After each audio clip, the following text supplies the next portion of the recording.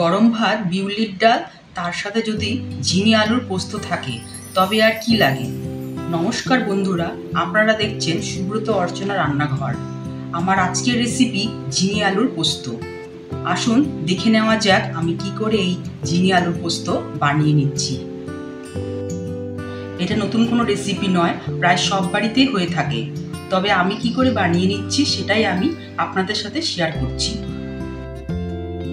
ঝিঙে আলুর পোস্ত বানিয়ে নেওয়ার জন্য আমি এখানে দুটো মিডিয়াম সাইজের আলুকে এরকম ডুমো করে কেটে নিয়েছি।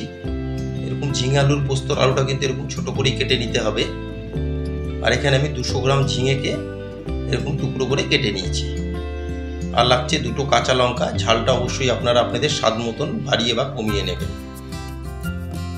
ঝিঙে আলুর পোস্ত বানিয়ে নেওয়ার জন্য আমি একটা পোস্তর পেস্ট বানিয়ে নেব, সেই জন্য একটা বাটি নিয়ে নিলাম। এতে আমি 4 টেবিল চামচ দিয়ে দিচ্ছি পোস্ত দানা। আর এতে কিছুটা জল দিয়ে আমি পোস্তকে একটু ভিজিয়ে রেখে দেব কিছুক্ষণ। একটু ভিজে গেলে এর একটা স্মুথ পেস্ট বানিয়ে নেব। পোস্তর পেস্টটা বানিয়ে আমি ফিরে এলাম।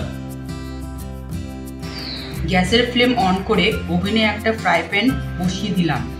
এতে দিয়ে দিলাম পরিমাণ মতো সর্ষের তেল। গ্যাসের ফ্লেম মিডিয়ামে রেখে তেলকে আমি গরম করে নিলাম। এতে ফোড়নে দিয়ে দিলাম আমি 1/4 টেবিল চামচ কালো জিরে আর দুটো দিয়ে দিলাম কাঁচা লঙ্কা। দিয়ে কালো জিরে আর কাঁচা লঙ্কাকে আমি 6 থেকে 8 সেকেন্ড একটু তেলে ফ্রাই করে নেব। ফোড়ন দিয়ে ফোড়নকে আমি 6 থেকে 8 সেকেন্ড তেলে ফ্রাই করে নিলাম। এতে দিয়ে দিচ্ছি আগে থেকে কেটে রাখা আলু। আলু দিয়ে আলুকে আমি মিনিট 3 একটু তেলে ফ্রাই করে নেব। আলু দিয়ে আলুকে আমি মিনিট 3 একটু নাড়াচাড়া করে তেলে ফ্রাই করে নিলাম। এখন এতে দিয়ে দিচ্ছি স্বাদ মতন নুন। আমি এখানে 1 টেবিল চামচ নুন দিচ্ছি। আর দিয়ে দেব 1/4 টেবিল চামচেরও কম গুঁড়ো হলুদ। যে কোনো পোস্ত রেসিপিতে হলুদ না দিলেই হয়, এর থেকে বেশি আর হলুদ আমি দেবো না। দিয়ে নুন আর হলুদকে খুব ভালো মতন আমি আলুর সাথে মিশিয়ে আলুকে গোল্ডেন কালার করে ভেজে নেব।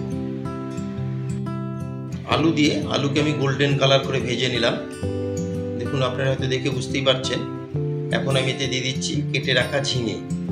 দিয়ে ঝিঙেকেও খুব ভালো মতন আমি আলুর সাথে মিশিয়ে নেব। একটু উপরে নিচে করে ভালো মতন ঝিঙে আর আলুকে আমি মিশিয়ে নেব। আমার আজকের রেসিপি ঝিঙে আলু পোস্ত আপনাদের কেমন লাগলো অবশ্যই একটা কমেন্টে জানাবেন। যদি কোনো অংশে ভালো লেগে থাকে একটা লাইক, শেয়ার আর কমেন্ট করতে কিন্তু ভুলবেন না। ঝিঙে আর আলুকে খুব ভালো মতন মিশিয়ে আমি একটা কভার দিয়ে 10 মিনিট রান্না করে নেব। 10 মিনিট আমি কভার দিয়ে রান্না করে নিলাম। 10 মিনিট পর আবার কভার তুলে আমি চেক করে নেব। দেখুন আমি কিন্তু কোনো জল এতে দিইনি। ঝিঙে থেকে যে জলটা রিলিজ হয়েছে সেই জলেই কিন্তু অনেকটা ঝিঙে আর আলু সিদ্ধ হয়ে যাবে। একবার খুব ভালো মতন আমি উপরে নিচে করে মিশিয়ে নিলাম। ঝিঙে আলুকে ভালো মতো মিশিয়ে এখন আমি এতে দিয়ে দিচ্ছি 1 টেবিল চামচ চিনি। চিনিটা কিন্তু অবশ্যই দিবেন। যে কোনো নিরামিষ রেসিপিতে চিনি দিলে রান্নাটার টেস্টটা কিন্তু বেশ ভালো হয়। চিনি দিয়ে এবারে চিনিকে আমি ভালো মতো মিশিয়ে নেব। গ্যাসের ফ্লেম মিডিয়ামে রেখে আরও কিছুক্ষণ আমি রান্নাটা করে নেব। যতক্ষণ না পর্যন্ত আলুটা একটু সেদ্ধ হচ্ছে ততক্ষণ রান্না করে নিতে হবে। আলু প্রায় 80% সেদ্ধ হয়ে গেছে। এখন আমি এতে দিয়ে দিচ্ছি বেটে রাখা পোস্ত। দিয়ে খুব ভালো মতন এখন আমি ঝিঙে আর আলুর সাথে পোস্তকে মিশিয়ে নেব। নিয়ে গ্যাসের ফ্লেম মিডিয়ামে রেখে আরও কিছুক্ষণ আমি রান্না করে নেব। খুব ভালো মতন আমি পোস্তকে মিশিয়ে নিলাম। আর আমার নতুন বন্ধুদের কাছে রিকোয়েস্ট, যারা আমার চ্যানেলটি এখনও সাবস্ক্রাইব করেননি তারা অবশ্যই সাবস্ক্রাইব করে আমার পাশে থাকবেন আর বেল আইকনটি প্রেস করে রাখবেন। যখনই আমি কোনো ভিডিও আপলোড করব সবার আগে নোটিফিকেশান আপনাদের কাছে পৌঁছে যাবে।